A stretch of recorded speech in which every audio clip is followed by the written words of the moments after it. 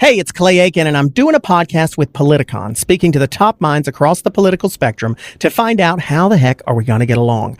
But, since we started this, we've had COVID-19, worldwide protests, the deep state, Rampgate, and apparently Paw Patrol is public enemy number one now. Hell, I might even be canceled by the end of this promo. So clearly, we've still got a lot of work to do. Join me and my panel Thursdays for How the Heck Are We Going to Get Along? Find us on the iHeartRadio app or wherever you get your podcasts.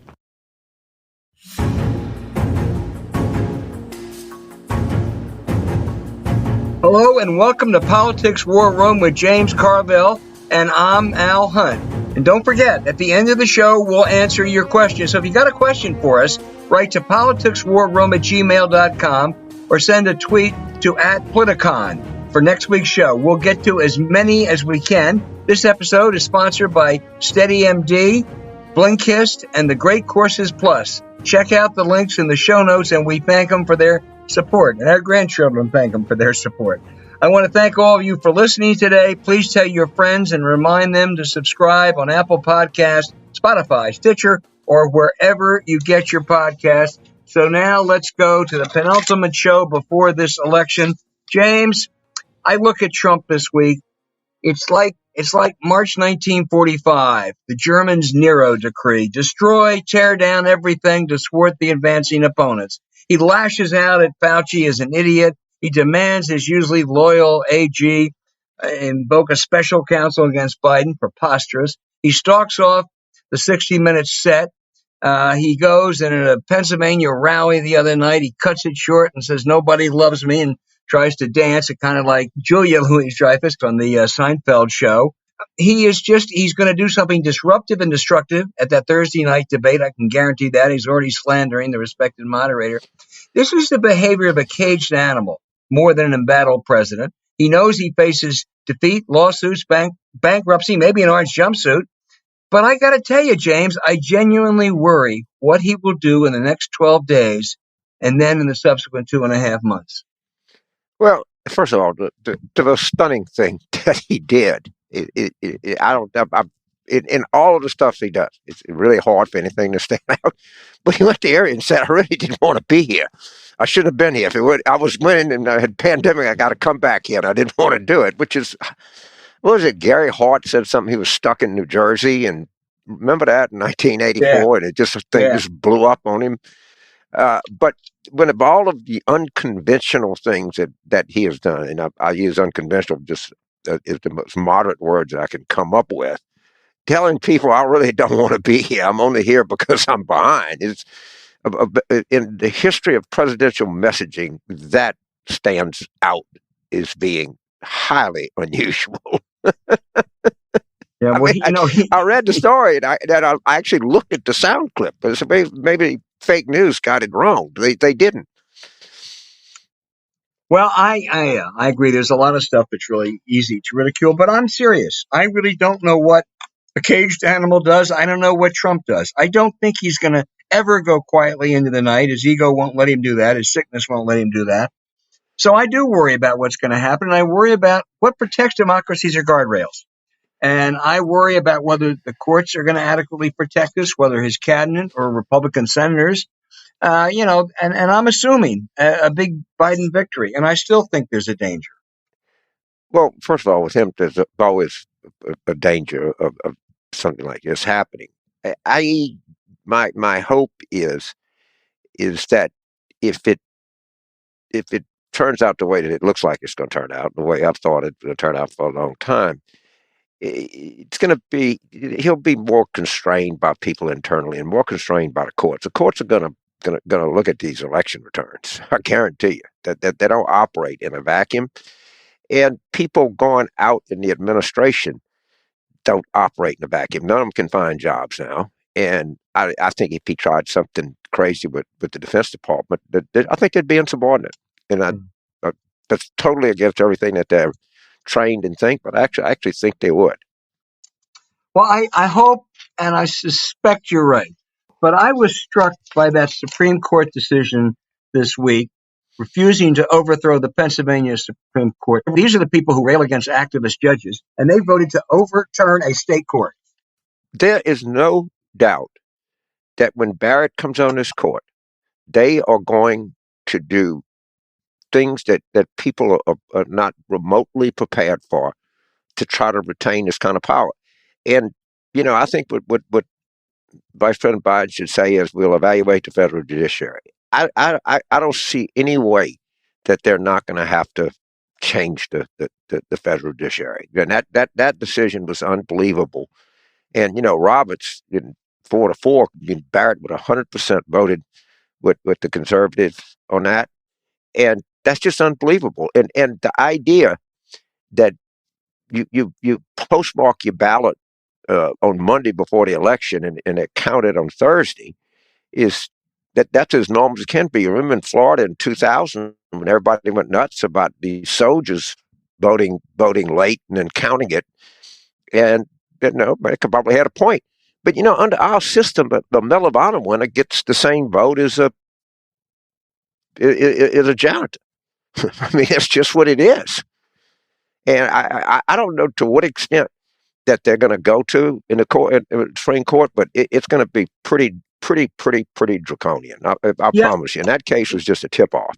Well, it was, because what it is, again, is this is overturning state law, overturning rather a state Supreme Court. That's not what the Supreme Court does. That's not what supposed originalist conservatives do. They don't legislate from the bench. This was activism that would have put Earl Warren to shame. And basically it was done for one purpose only, and that was to help the Republicans. And that's the way. And once Amy Barrett gets there, you're right.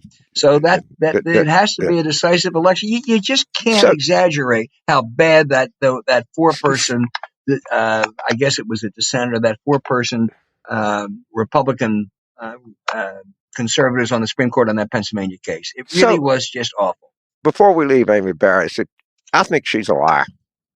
Okay, you could not graduate at top of your class high school, top of your class at undergraduate school, top of your class at Notre Dame Law School, be the daughter of a successful petroleum engineer, be a federal judge, be a law professor, and not have an opinion on climate. It's impossible. It's 100% that she lied to that committee. There's nothing you can do about it, but she has an opinion on it. I guarantee you. There's no educated person in this country that doesn't have an opinion on climate. And to say she hadn't developed opinion is just, I couldn't imagine that she was telling the truth. Of course. I mean, absolutely. Without question. And just to go back to that previous one, if she doesn't recuse herself in any political decisions that come up there about the election, it will stain her time in the court forever and ever. It will turn out to be a political payoff. She don't care. But I don't think she shows no indications whatsoever of doing that. Right. I think she's, going to. All right, James. I agree with you. I think this thing is settled. I think he's going to win decisively. Probably not as big as you think he's going to win. But I do want to note, kind of the to be sure. A couple polls that came out in the last couple of days. Washington Post, ABC, so Georgia even, CNBC in Pennsylvania almost even, New York Times, CNN in Florida virtually even. You think they're just wrong? No, well, first of all right, let's talk about the New York Times CNN poll. Biden was getting 28 of the white. He wins at that. He just wins at that. The second thing is that in the history of politics, when incumbents are running even, they lose. And they generally lose pretty decisively. I mean, people are abdicating an entire body of political knowledge to, I don't know what. I mean, if you're 1 point up in North Carolina, you're going to win. It just happens that way. And we're going to have Mike McDonald on the show. And when you just look at the I don't know what it means. I'm going to ask Professor McDonald for sure. But the staggering stuff, this fundraising differential to everything. I'll be surprised if this election is remotely close. And that, as you know, that is a position I've held for a long, long, long time. And if you go, remember this, I look at, I don't know, 20 polls a day. Well, as well as anybody, because you've probably been involved in more media polls than anybody in the United States, that 1 or 20 are going to be wrong. Right. And 4 of 20 or 5 of 20 are going to be on the longer side of they say that the polling error is 3.5. That's plus or minus. Yeah. And you're going to have some within that 19 that are going to be plus or minus 3. Well, that's huge. But if I look across the whole board, as Nate Cohn said for the Times, if Trump had his best polling day, it was still awful. Yeah. And I mean, also there's an income. I look at that. The Washington Post ABC polls nationally shows Biden with a double-digit lead, and then they do state polls and they show Trump either winning or running even in Arizona, Florida, and Georgia. Those two cannot coexist. There's something wrong. There's something flawed in that poll somewhere, for sure. That happens in every cycle. This happens in every cycle, and the state number always reflects the national number. By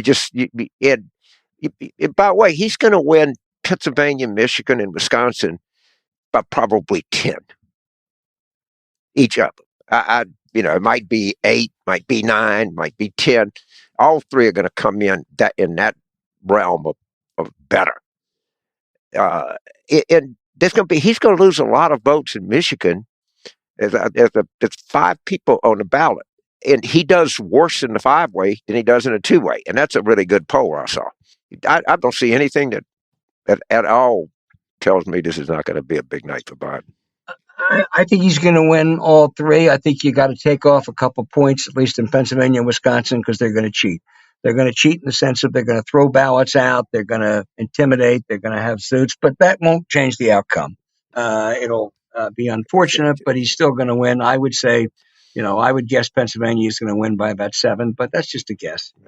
But anyway, he's up 8 now. 7 in that USA Today Suffolk poll, which has never been one of my favorites today. In a poll at the polling firm that I see that is much better than that. It's better, and it's over 1,200 interviews. James, you and I know there ain't any difference between 7 and 8 when it comes to a poll. Right. Yeah. Hey, James, before we turn to Michael McDonald, I think you have an interesting point to make. Yeah, this is a reporter for the Atlantic that I really like, Elaine Godfrey, and she covers a lot of different stuff. And she was covering the resistance in suburban Cleveland of these women and how just organized they are and how this is happening all over the country. And if you just stop and you're thinking, what is going to be very unique about this cycle is the amount of organic and spontaneous action that has been taken all across the country. I mean, normally the campaigns kind of dictate 75% of what happens. In this instance, the campaigns are not even dictating half of what happens. I mean, people are they're not waiting on orders from headquarters. I mean, they're going. And Theta Scott, so I'm mispronouncing Theta's name, I think she's at Harvard, and she really studies this kind of thing. And she's been around for a long, long time. She's first-ranked academic. But I think one of the great stories of this cycle, this is my prediction, not only will Biden win in a big way, in a really big way, is going to be the amount of spontaneous, organic activity that is cropped up around the country.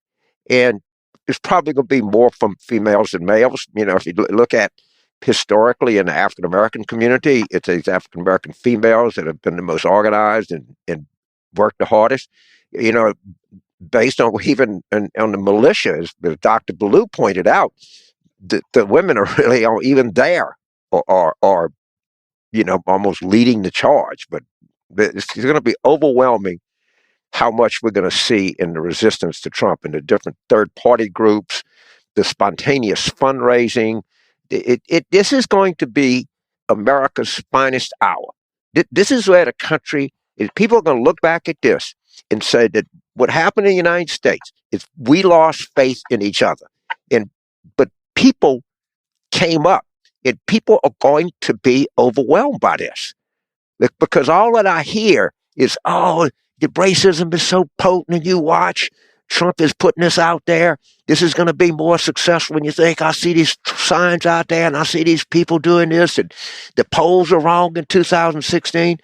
Oh, that's all shit. This country is going to make a massively wonderful statement about itself.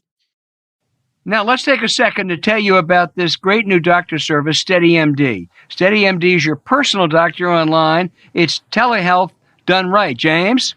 I think this is like a terrific idea. I really do. I know, like, with my own position, a lot of stuff I do is FaceTime.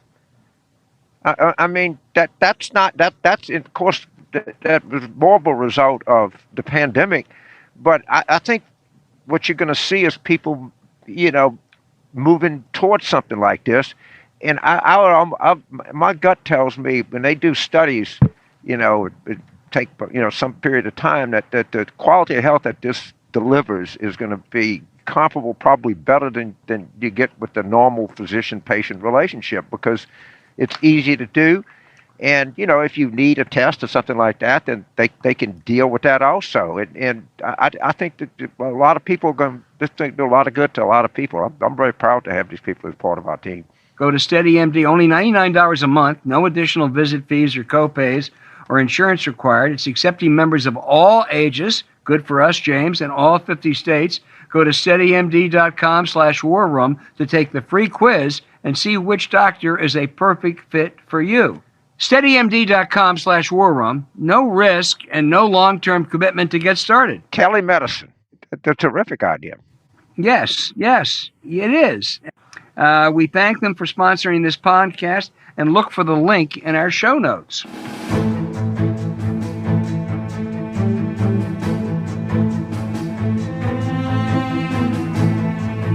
Hey, James, Michael McDonald is a political science professor at the University of Florida and is so damn smart about elections, we're remiss anytime we don't have him on the show.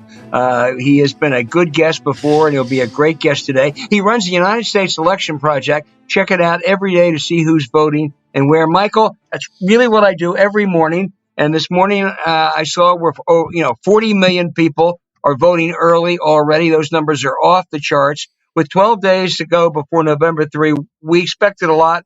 Has it been exceeded? Yeah, we're over 40 million people who have voted in the election, and that's a record pace. We're seeing record numbers in the mail voters. So if you just look at the mail ballots, you're running about 6 to 8 times the same level of mail balloting as we saw in 2016 at the same point in time. If you're looking at in-person early voting, well, you're running only about only two times. And, there's reasons for that. It's easier for people to return a mail ballot.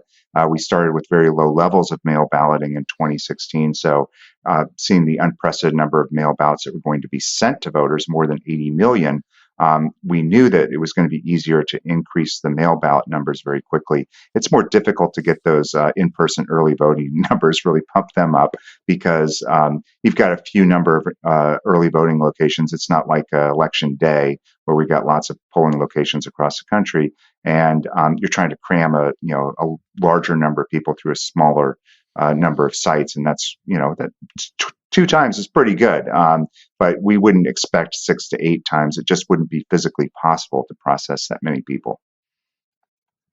Well, that's true, except in North Carolina, the in-person's been off the charts. They have, I forget the latest figure, but I think 1.5 million people have already voted early. I think that's the exception. But they expanded their opportunities this time. Yeah, and there's some fascinating things that are going on in various states with in-person early voting, and hopefully we'll be talking about that, because I think it's very informative. Well, go ahead. You can you set the agenda, because you're that good. Well, all right. So let's talk about the mail balloting first. We knew that lots of Democrats were going to be requesting mail ballots. We could see these lopsided advantages for Democrats in state after state in mail ballot requests. And of course, we're going to be like states like California that are all mail ballot and they're heavily Democratic. But I'm really talking about just mail ballot requests in places like North Carolina and Florida and others. We saw these big advantages for the Democrats. So we knew lots of Democrats were going to be voting by mail.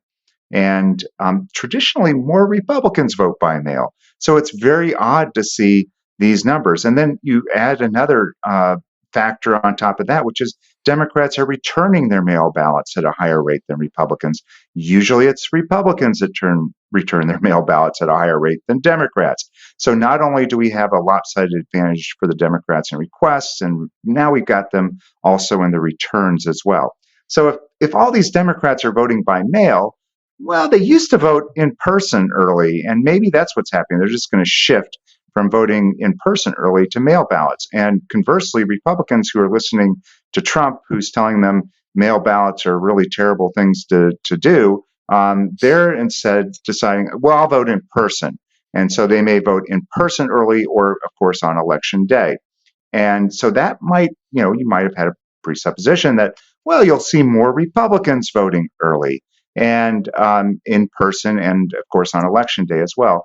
And yes, that's what we're tending to see in places like Nevada and New Mexico, where we have a generous number of people who have voted in person early. We're tending to see the Republicans do better in in-person early voting, an area where the Democrats usually do better. So it's all topsy-turvy.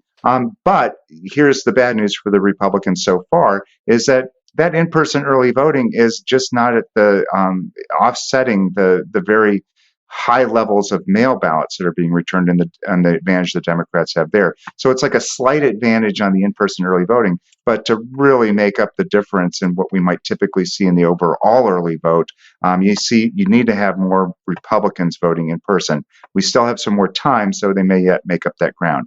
So well, I'm going to turn it over to James, but some of the numbers that you put out this morning so far, a Democratic advantage of 3-2 in Florida, 54-20 in Maine, 73% to 19% in Pennsylvania. Those are really, really big numbers. That's a lot to make up. But James, weigh in. All right. Is there any way that we can discern how many of these people are first-time voters? In a few states you can, and you have to be really careful with voter file data. Right. I've done research on this, and of course, I've worked with these data for over 30 years now. And so you have to be very careful with that data because some states you don't really get good vote history data. But there are two states where we do get good vote history data, where I can look at the number of people on the voter file who have a record of voting in say, the 2016 election, and it matches up almost perfectly with the actual number of people who voted in that election. And so if you look at those states, you can see, well, I have to pull up the numbers, but you can see that there are about 25 to 30% of the people who are voting so far who did not participate in the 2016 election. And so, those younger voters, people who've moved out of state in North Carolina and Georgia, those probably are good people for the Democrats. I'm not numbers. I'm not an academic, and I don't study this, but instinctively, those are not good numbers. Those are like awesome numbers. If what we're seeing is 25 to 30% of people voting in this election that didn't vote in 2016.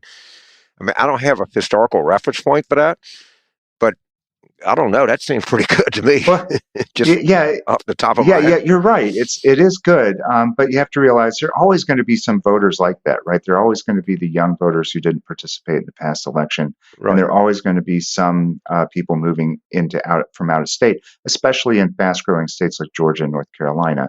So, I mean, they look pretty good.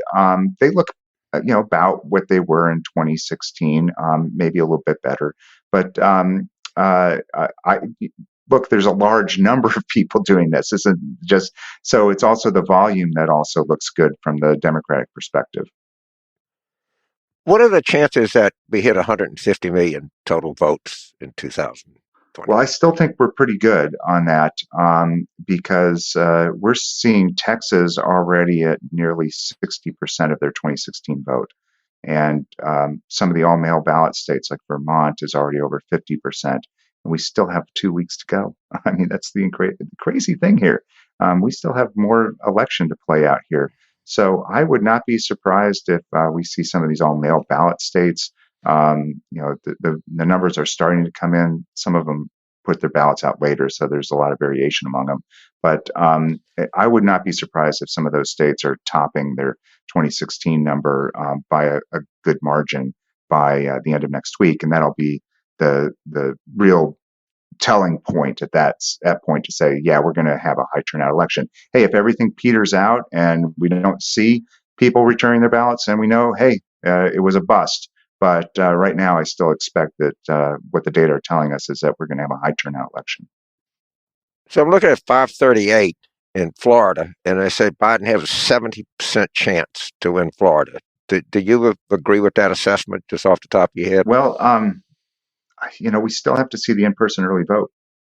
And just like those Western states, we're seeing Republicans do better in the in-person early vote, and they have a slight lead in it where Democrats usually have a big lead. But there's one thing, I need to complete my thought about Florida and North Carolina and their in-person early vote. There's something that's distinctly different about these southern states than those Western states, and that's the African American community. Now, I'm a white guy, so I really can't speak for the community, but I can look at the data and I can see that African Americans are voting in person, and they're not voting by mail at the same rate that they as other white Democrats are doing, and they're choosing to vote in person early voting. And maybe that's because there's been a lot of push in the community, like with Souls to Polls, to encourage in person early voting from churches to polling locations. And there's a habit that's been developed of voting in person in these southern states among the African American community. There's also a distrust of the mail as well. So for whatever reason, that's what you're seeing. And so those, if Republicans think they're going to make up the mail ballots and the in-person early vote in these southern states, well, they have to also contend with the fact that they're going to have a sizable African American community voting in person as well.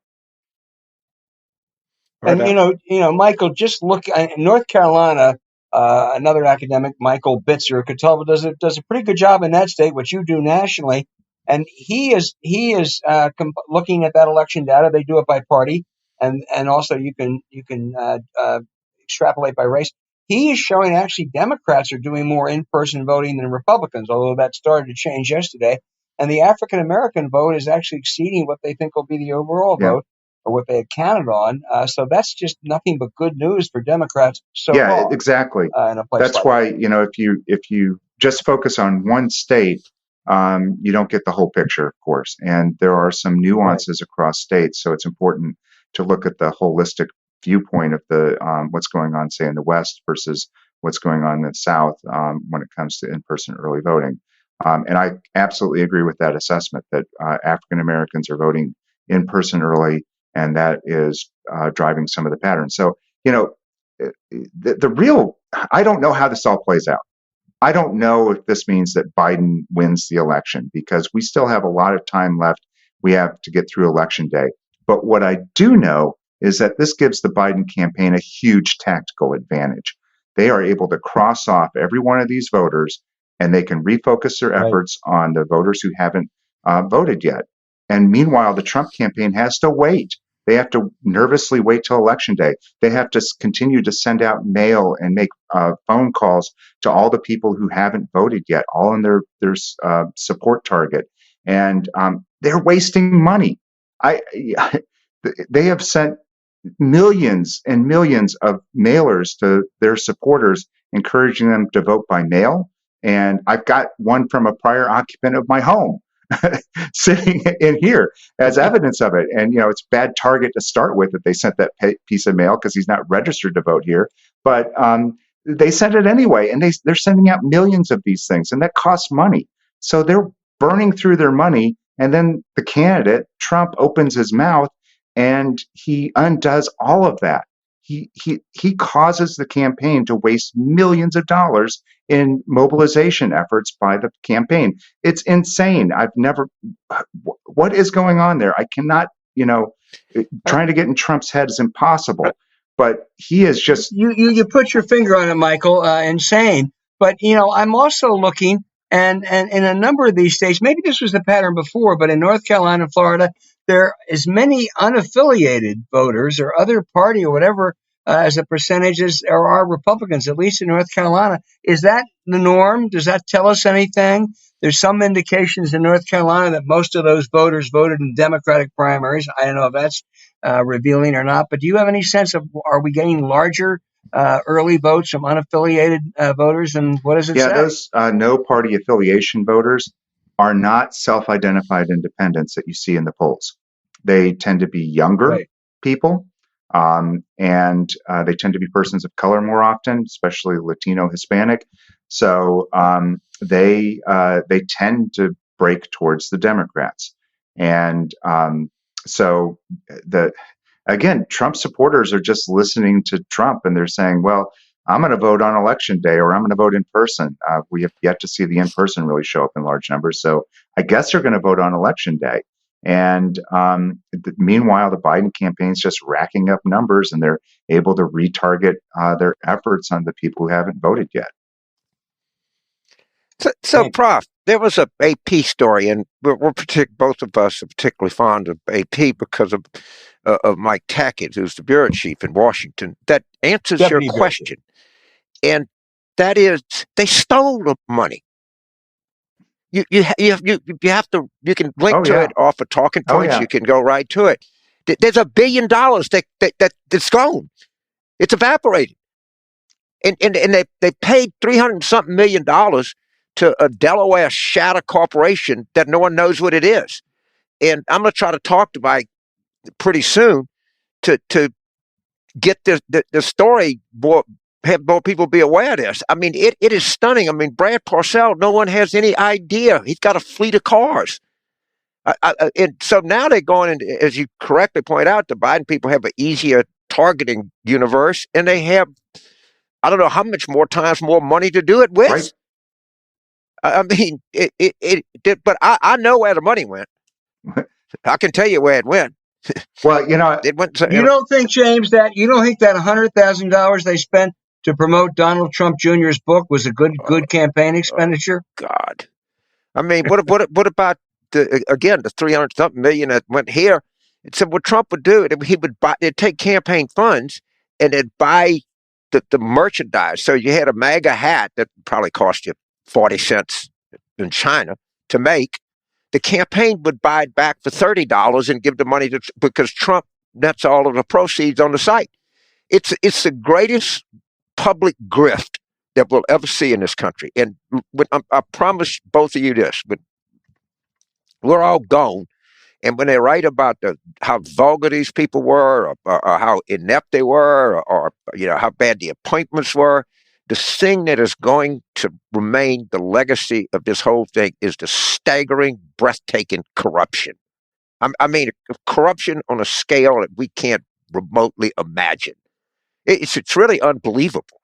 And the story, in my opinion, has gotten not nearly the amount of attention that it deserves. Oh, I'm all with you on this. I'm sorry for going on. No, I'm all with you on this one because this has been going on for a while. Like Michelle Bachmann, her fundraising, she would raise lots of money in small donations, but her fundraiser would take 90 cents out of every dollar that they were raising. So it wasn't going actually to anything other than lining their pockets. And, so this, it comes to me as no surprise that all these mailers that are being sent out, the purpose wasn't to send out the mailers. The purpose was to line pockets by having consultants actually, do some work, but most of that is actually probably going for consulting fees, not to actually print and mail the materials.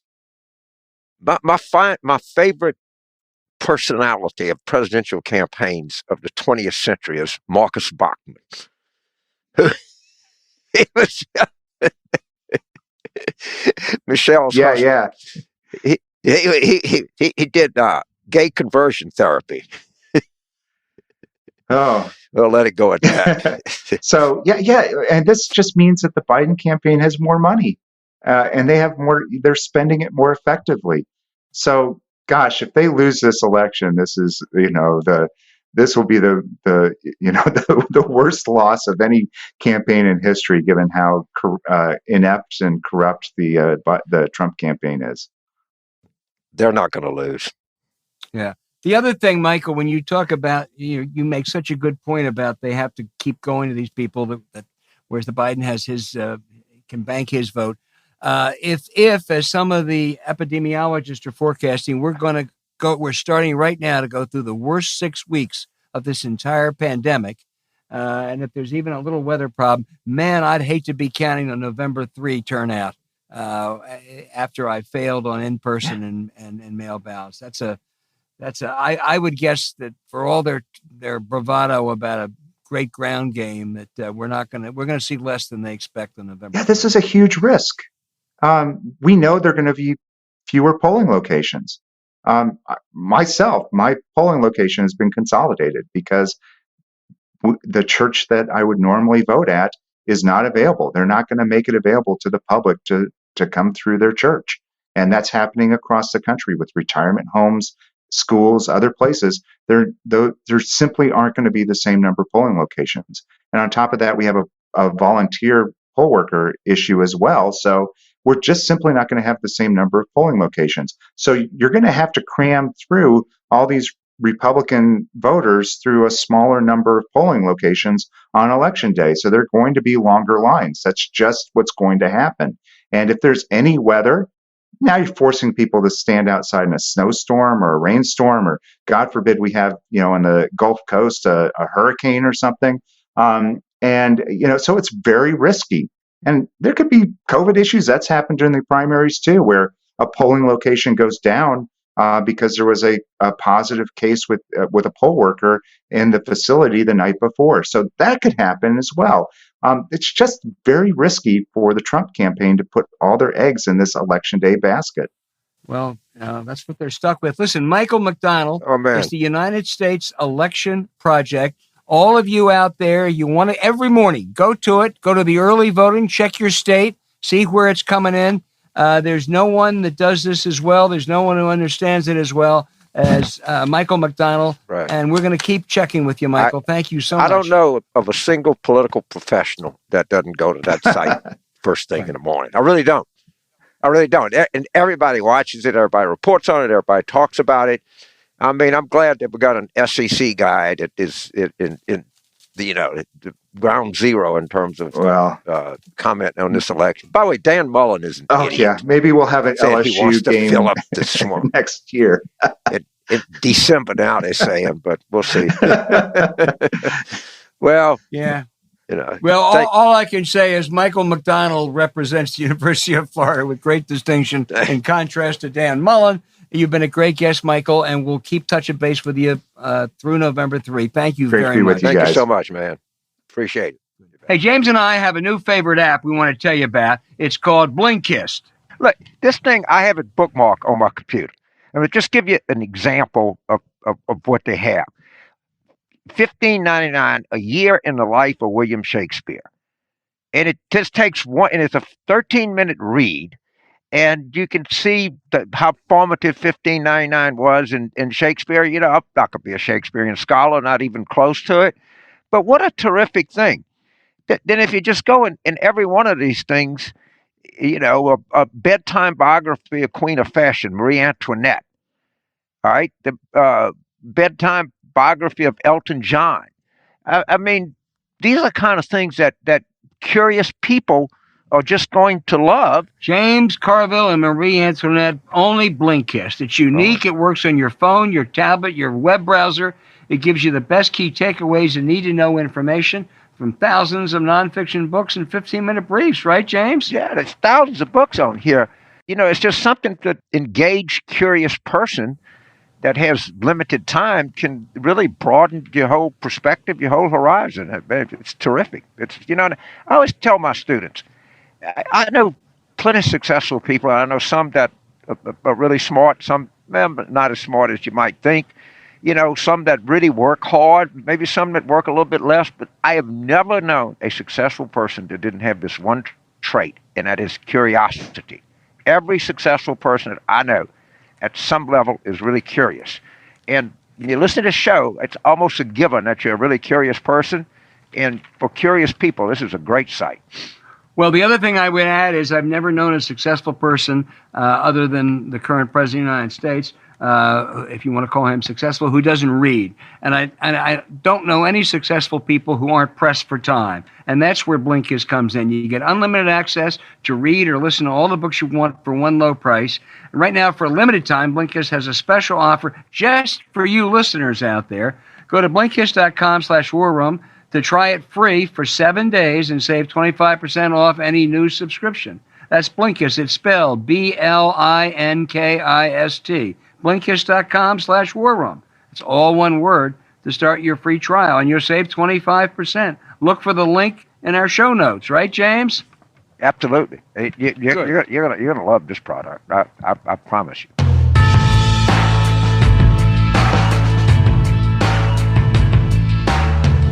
Hey, James, we've gone uptown. We're actually about to talk politics with Sarah Silverman, the celebrated comedian, actress, producer, writer, and in our world, political activist. Sarah, you grace us by joining us. Thank you. Oh my gosh, thank you. And thank you for reading my intro in toto. Did I get every word right? I hope. You were with Bernie Sanders 4 years ago, and you gave a much praised speech at the Philadelphia convention endorsing Hillary. You got some boos, and you told him, stop being ridiculous.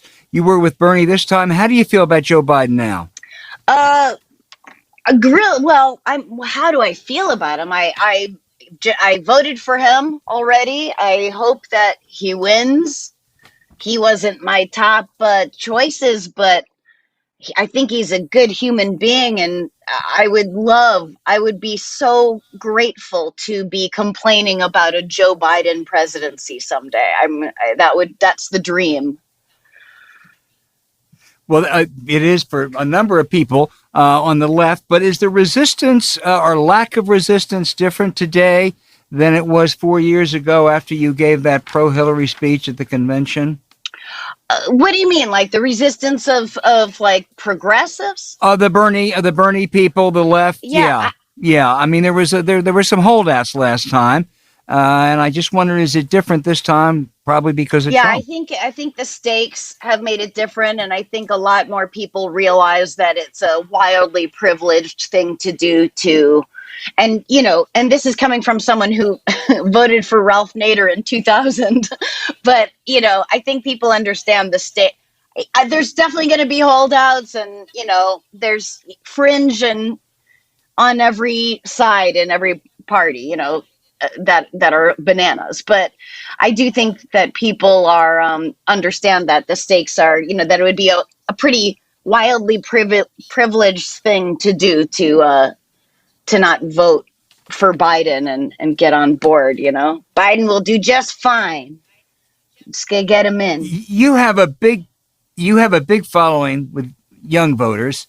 There's some concern about will they turn out in the numbers that they need to. Is there anything you'd like to see Joe Biden and Kamala Harris do in the next 10 days to more energize that group? I think if Biden goes on the Arsenio Hall show and plays the saxophone, that might be really good. That's a wild idea. I don't know. I think With somebody else with all of that. At this point, I think not being Donald Trump is like a really good strategy. James. So Sarah, you're coaching Vice President Biden for the debate, and of course Trump is going to go crazy on the Hunter Biden stuff. How would you advise him to respond to that? I just think he should be like, you've got some nerve. I mean, he could go through all of his kids and talk about their crimes. I mean, it's like bananas. So I want to ask you, I'm interested in comedy, and you have a justifiable, what I like, a reputation of being edgy. His cancel, for lack of a better word, I'll just call it cancel culture. Is that giving you any pause in your routines, or do you think about it? Are you aware of it? Is it in the back of your head? Are there things that you were doing 15 years ago you're not doing? Oh, God, yeah. Well, I mean, I've always felt like if you didn't look back at your old stuff and cringe, you're not, growing in any way. And the whole world is different. I like to be changed with new information. I mean, I'm horrified by things I've said and done in the past, but I also have to forgive myself and accept it and just be changed, But yeah, I definitely am mindful about the culture, but I also am I'm worried about being afraid of it, or, I want to take it into account, but also, you said edgy, the thing about being risky or edgy in comedy is that you're risking something. There are consequences. So, if people are horrified that there are consequences, maybe they don't want to be an edgy comedian, or people have so many different definitions of what that even is. Like Trump's use of PC is basically like racism, like, oh, I can't even say this anymore. I can't even do this anymore. It's so odd for people who don't change with the times. Eventually you're gonna, but people fight it so hard. And I always think it's so odd when, especially people on the right, fight and they don't look at their own history and go, right, I did come around on that eventually. I did come around on that eventually. Like, do I see a pattern here?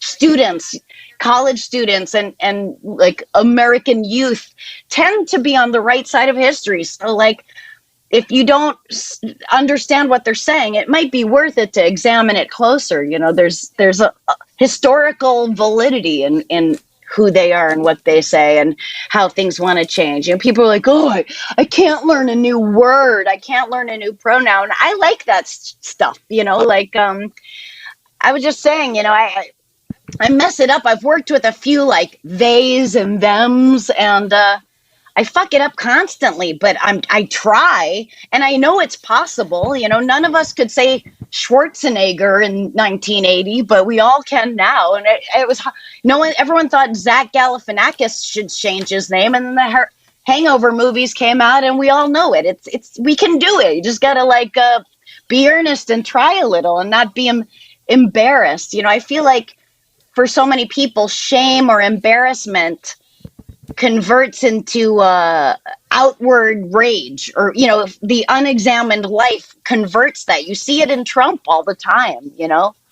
It's just very interesting. When you talk about cancel culture, I feel I could argue kind of either side. I do think that like it's very odd on the left to see, to me, I separate the liars and the lied to, and I don't like liars, but people who believe the liars, I have empathy for them. And so I just like when I see people on the left just cancel people wholesale, it's not very progressive.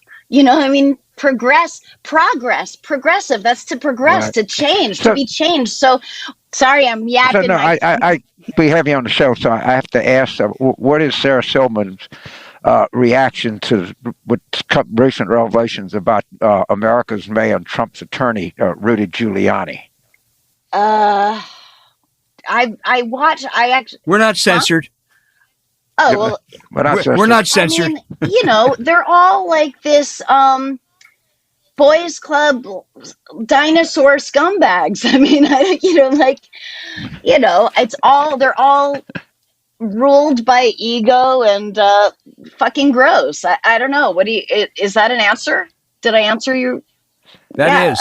That's Am I surprised? That's an answer. No. Yes. I mean, that's called nailing it, Sarah.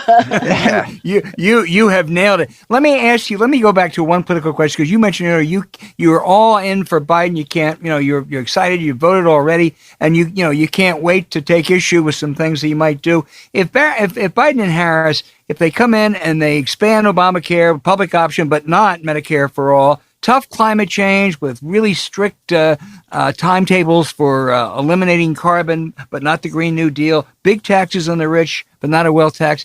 Is that really good progress, or is that just too incremental? No, I think it's good progress. I mean, especially if then we get, if that gives way, it depends on how the pendulum swings. If it gives way to an AOC presidency, I'm like totally down. If it swings the other way again, I don't know that we have time. It's kind of an emergency, but yeah, I mean, listen, whenever people ask me to predict anything, I just think like you'd have to be out of your mind to think you could predict a single thing in this election or in this world. Like I'm on the edge of my seat, but I have no idea. if anything that we should learn from the last election is to get these smug smiles off our faces. Like, what we see, so many friends I have are like, oh, Biden will win by a landslide and blah, blah, blah. And I mean, yeah, from their mouth to Hashem's ears. But like, I don't know that they're seeing the algorithm that feeds the social media streams of people on the right. It's a very different story. We don't have line truth anymore. We have a divided country who's being fed completely different facts,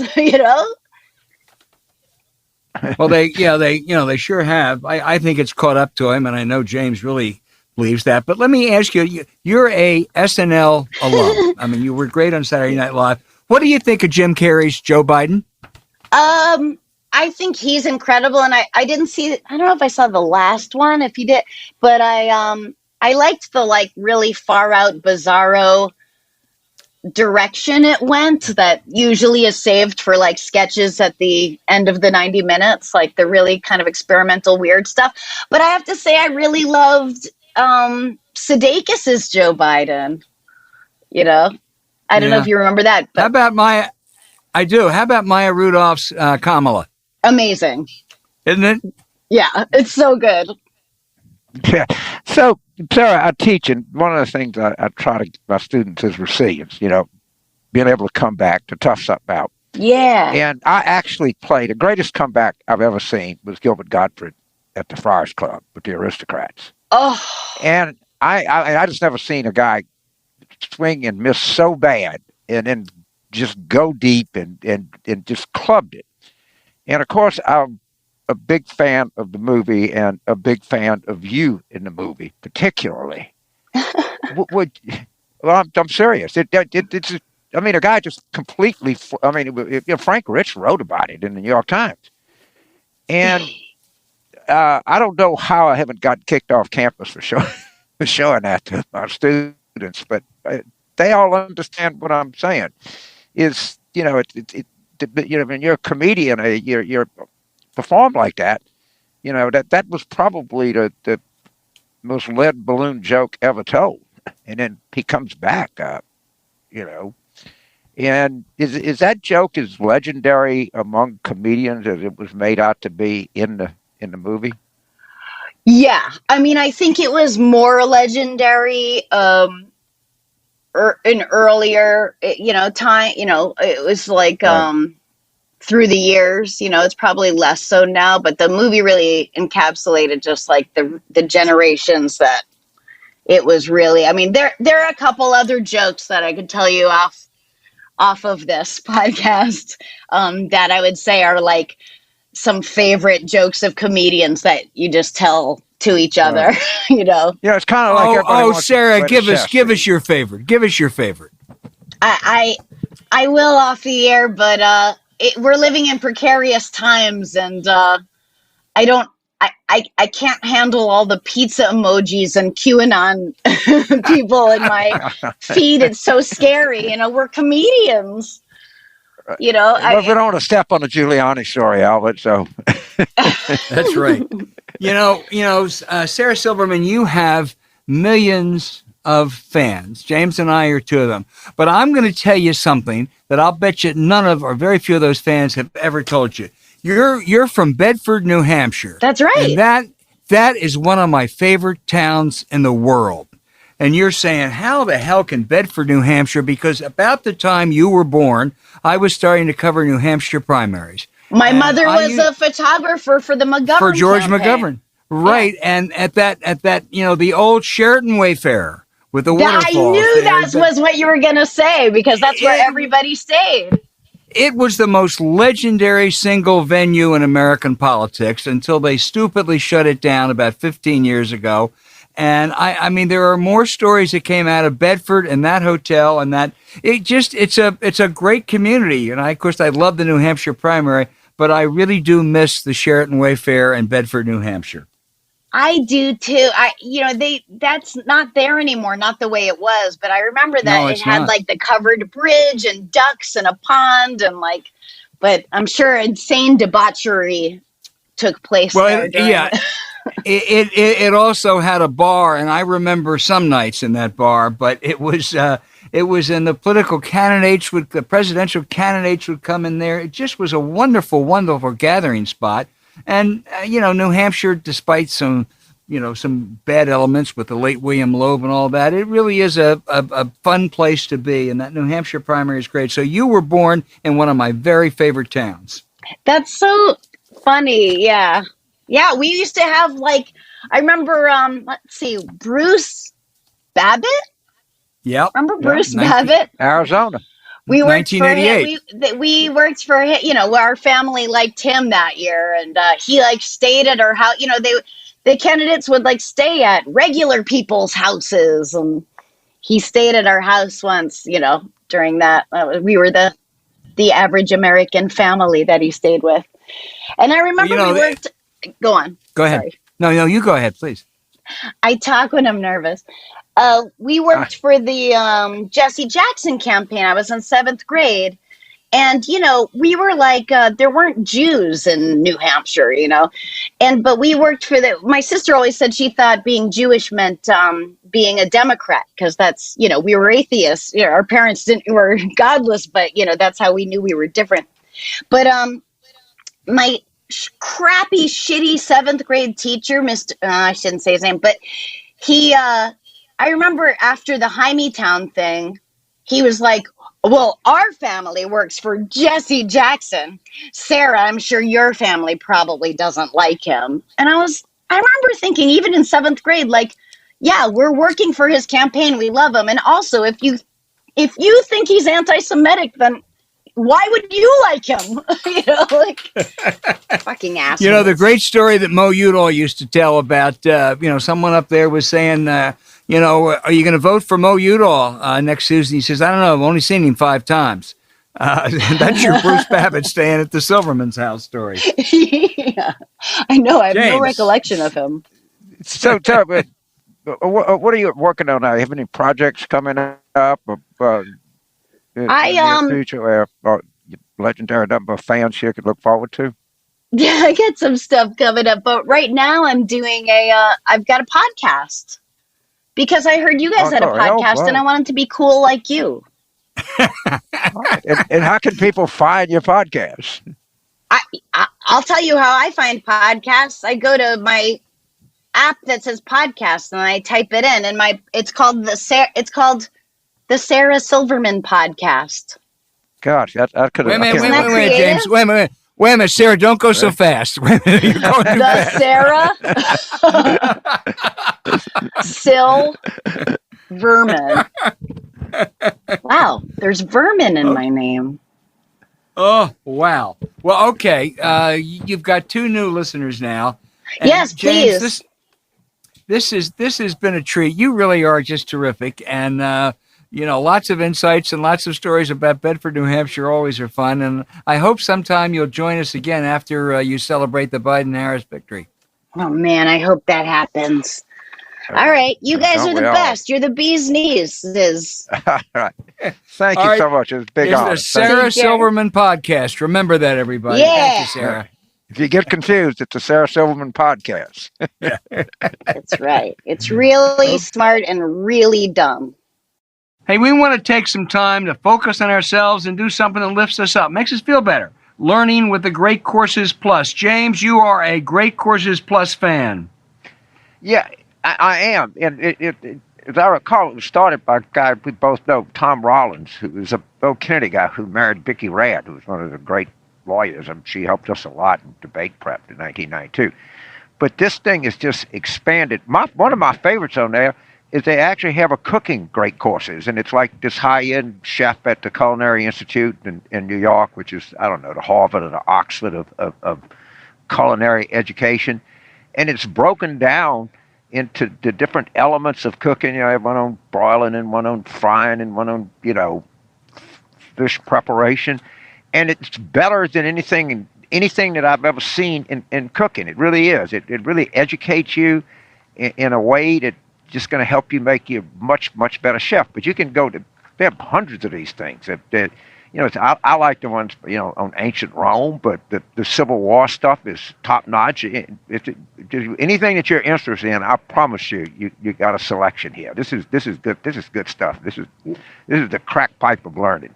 Well, Tom Rollins is a terrific guy, and Vicky Rad was off the charts. I really, there are people I've lost touch with, and I'm glad we brought it up because I haven't talked to Vicky. I think she sold the company, but it doesn't matter. She is terrific. And I may not do the culinary thing, but that is great. But I tell you what I am going to do. There is one, How to Train Your Dog. And this week, we're getting a little puppy for our grandchild, and you can better believe that I'm going to go to the Great Courses Plus on how you train your dog because it intimidates me a little bit. I don't think, James, you and I are going to do how to be a better singer, but there are lots of interesting historical pieces on this, too. Oh, God, all that. And what they do is they pick, like, the most knowledgeable, best communicator. I had a friend of mine, he was actually an Irish guy, who was taught ancient Rome, wrote a bunch of books, and he might have been the best raconteur I've ever seen in my life. He would speak on cruise ships, and I would. And we would just have these really engaging conversations, and he unfortunately got like pancreatic cancer, and he died young. Garrett Fagan. I've known a lot of people that were really good at bullshit. No one was better than Garrett, and he taught one of the courses. He was selected and probably still up. And if you got that, you're gonna laugh. He's a just terrifically knowledgeable, engaging guy. He's at Trinity College in Dublin, which is like the Cambridge of Ireland or the Harvard of Ireland or whatever. But that's indicative of the kind of people that they try to get. And it's a good site. It really is. Well, it is. Great Courses Plus app. It's easy. It's accessible. You can watch or listen anytime. And you can start any journey you're about to take with a Great Courses Plus. Today, your future self will thank you. It's that good. Sign up with our special URL, thegreatcoursesplus.com/warroom. When you go there, you get a full month of unlimited access for free. Go now to thegreatcoursesplus.com/warroom. It's all one word. That's thegreatcoursesplus.com/warroom. Look for the link to our show notes.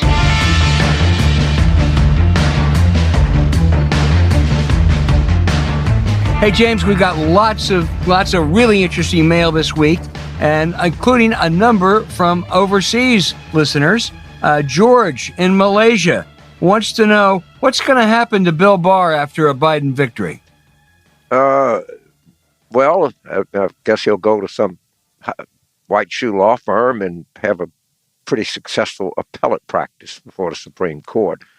But I think that the Justice Department, the morale is so low and people are so disgusted by what they see. I wouldn't be surprised if we start getting a lot of leaked stories out of there. But, of course, Trump is trying to get him to investigate Joe Biden, and none other than Brett Hume. And I know George in Malaysia, Brett Hume is a sort of, really right-wing. He was on Fox forever, and he said it was wholly inappropriate. I mean, when you see Brett Hume pushing back against Trump, you're seeing a lot. It says a lot. Yeah, I couldn't agree more, and that leads us to Inga from Wales, who says he loves the show, getting into the weeds with the two of us here in South Wales, although he still votes in New York City. But he does ask the question, what impact, if any, do you see the Hunter Biden emails having on this election? The answer is none. And let me just spend 20 seconds. What Hunter Biden did was wrong. He should not have been working for that somewhat shady Ukrainian energy company. There is not only is there nothing that Vice President Biden did that was wrong, he did everything right. He tried to go and get rid of a corrupt prosecutor in the Ukraine. Everyone who has looked into it, including the reform groups in Ukraine, every single publication, the EU, sided with what Biden did. And the only mistake Joe Biden made, or his staff made, they should not have let his somewhat troubled son engage in that activity. It has nothing to do with him whatsoever. So I would disagree with you. I think it actually helps Biden. So I'll tell you why. Because Trump can't let it go. And no one cares. And it's been answered. And it hasn't moved any votes. There was actually a story in the Washington Post this morning where you have a lot of these people working on the vaccine that actually give the government some credit for funding it and staying out of the way. And instead of, if he had any sense, of course he has none, if I had any idea that he might listen to my advice, I would not say this on the air. But every minute that he's talking about Hunter Biden and is not bragging on the fact that they funded these vaccines out, it's only $10 billion out of a $3 trillion or whatever it is. But he did have these expert vaccine people giving them some credit for this. And he's too goddamn stupid to do that. So I think the Hunter Biden story kind of helps in that it prevents him from talking about, some of this really meager, accomplishments heading into Election Day. So I'm okay, Inga, you heard it here first. And James, Andrea from Canada, this could be from almost any country. She said, how will U.S.-Canada relations be different under a Biden administration? Up here in Canada, we're very uncomfortable with President Trump. Substitute almost any country in the world for Canada there. Yeah, I mean, and I think that this election is going to be sufficiently definitive, and I think that the world, the world of Canada and Malaysia and the United Kingdom is going to be so relieved, and they're going to be happy that they're going to have an America that they knew, and that is they're going to be happy that America made a statement about itself. So I think the repairing, particularly our relationships with previous allies, is going to happen pretty quickly, and I think it'll be a really good thing. And I think that Biden is going to. The first thing we got to do, because China is an adversary, and there's no doubt about that. And we've got to really re-engage with Western Europe. We forget the European Union is bigger than us, and they're a very good counterbalance, both in trade and in defense and everything else. We really got to reestablish our bona fides. And if I was Biden, the first place I would go is Berlin. No doubt about that. Well, the Pew Research Center did a survey of 13 major countries in Europe, Asia, Canada. The U.S. did terribly. Worst numbers we've ever had in public opinion.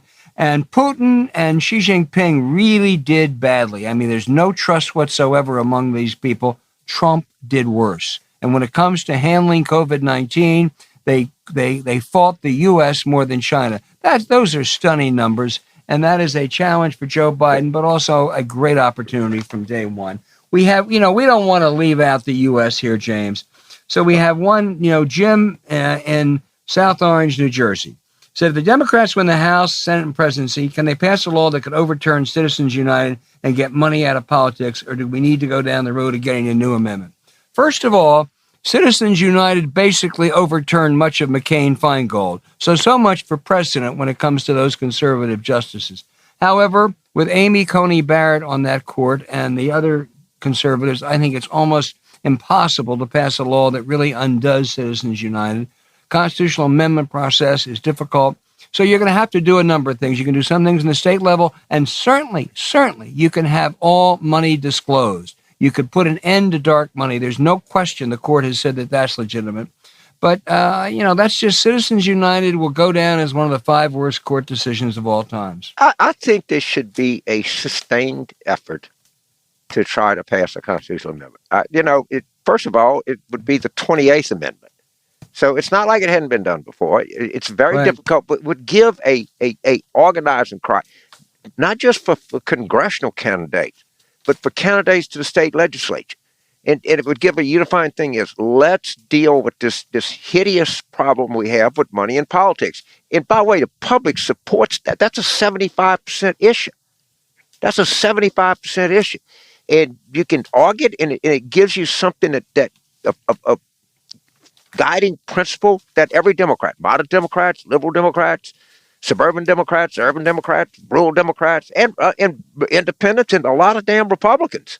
All right, I don't know if you can get it done, but fighting the fight in every debate for every legislative race, would you ratify the 28th Amendment? And the 28th Amendment needs to say something. There's nothing that prohibits the various, Congress and the legislatures from regulating the amount of money spent in political campaigns. Yeah, and let's say we're not talking about small contributions. We're talking about big money. We're not talking about. I mean, if millions and millions of small contributions come in, great, fine, yeah, that's fine. It's not the amount of money in politics; it's what it takes to get it and where it's coming from and what the price is. And right. I think that's I'm skeptical that, or I think it's difficult, but I certainly think it's worthy. Listen, these questions are great. Keep them coming. We'll try to answer as many as we can every week, and the most difficult choice we face is picking which ones from just a plethora of really good options. So thanks. Hey, James wants to know, what's with so many media pundits naysaying Biden's poll leads, etc.? Having been in this business for over a half century, I'll tell you what it is. It's two things. It's number one, it pays to be contrarian because you hope people will remember if you happen to be right. And if you're a pundit or you're writing about the election right now, how many times can you write every day Biden's going to win this thing? You have to say, to be sure, there's things that can happen. And that's what almost all those pundits and even reporters are all about. Yeah, it's a good question. Tom Etzel is a friend of both of ours, and both of us have held him in the highest esteem. But so one week he says, watch out, Trump may win. And then this week is the Democratic coalition is going to be so broad-based it's going to fall apart. I think he's going to be right on the Democratic coalition that's going to come together for this election is so massive and so diverse that it's not going to be able to hold together. I think the people that are going to be most disappointed are the kind of far left. And the reason I say that is because the incoming Democratic Congress, if we're right, and if 538 is right, 74% chance the Democrats win the Senate back, and everybody thinks the Democrats are going to pick up House seats. And if that happens, hello, Senator Mark Kelly, Senator Hickenlooper, Senator Bullock, Senator Harrison, is not Senator Cunningham. That they're going to have a more moderating influence on that caucus than what you have right now. Yeah. No, I agree. I mean, Tom didn't say the Republicans are going to win. He just warned about the registration advantages and everything. Right. And Tom Etzel is one of the best. We have a question here, James, from Bill, and Bill, I'm going to tell you, I think this is a non-starter, but it's a well thought out question. What would it look like if Trump wins, but Democrats win the Senate and the House? I think we can almost guarantee you that ain't going to happen. Yeah, there's zero chance that we win the Senate and Trump wins the Electoral College. It's something, and we can go with some remote possibilities, or you can have fun with that, but that's rest easy on that one. Yeah, don't worry, Bill. Yeah, Sanket in Ewing, New Jersey, is really interested in Jamie Harrison. And where do we see Jamie Harrison ending up in 2021? It could well be as a 50-50 shot he'll end up in the Senate beating Lindsey Graham. But if not, running the kind of race he ran in what was considered an unwinnable contest, Jamie Harrison has a future, doesn't he, James? Well, he has a future, but don't send him any money.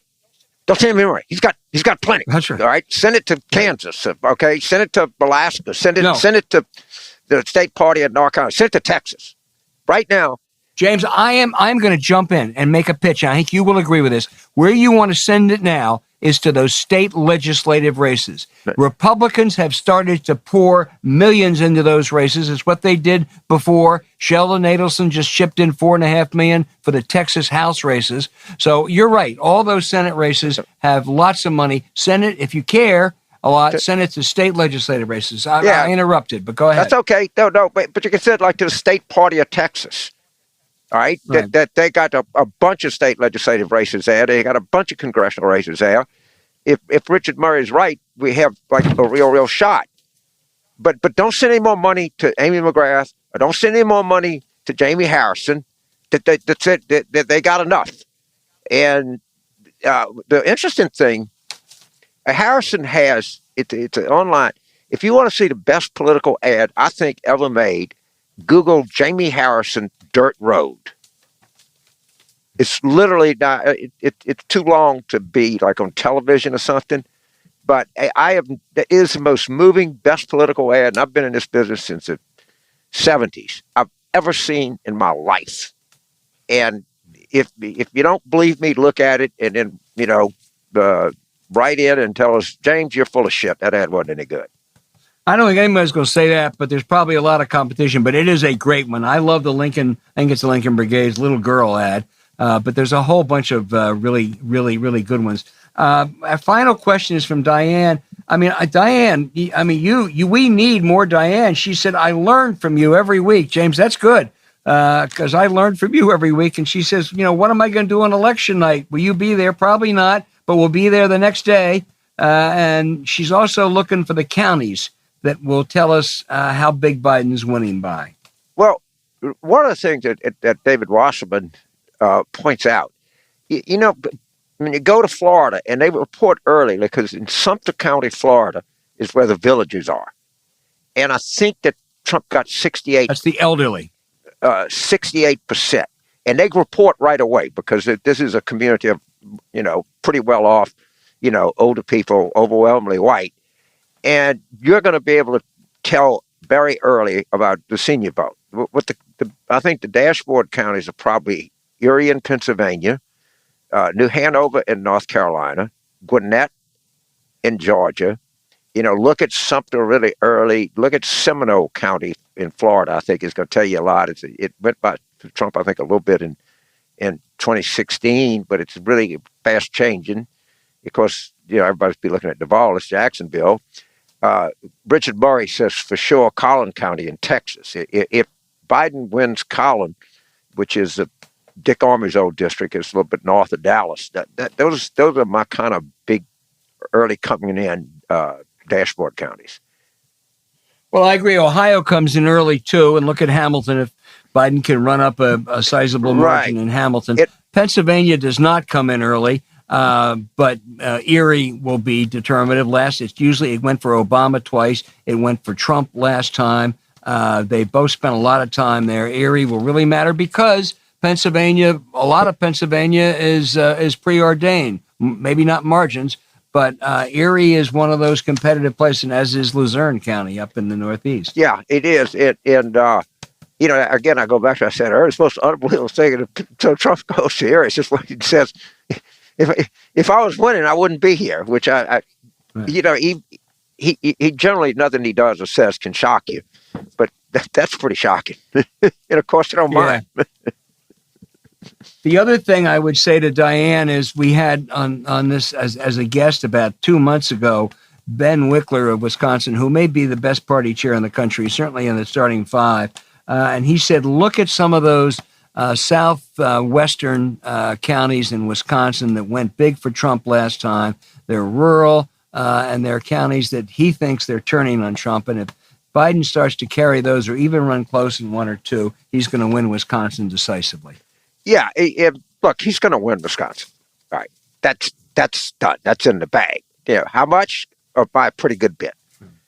I mean, this is just going to happen. Poland cannot be that wrong. This is my other mega prediction of this cycle, is that I don't make it based on any, I base it only as being soon to be 76 years, of observing human nature. And the polling is going to, when it's all said and done, it will slightly favor the Republicans. Why do I say that? Because pollsters are Republicans? No. Because pollsters, but what happened is in 2016, it slightly favored, not as much as people say, but it did slightly tilt toward the Democrats. I think, and I've heard internally that they're really, anal about this, and just knowing human condition, they're going to overcorrect.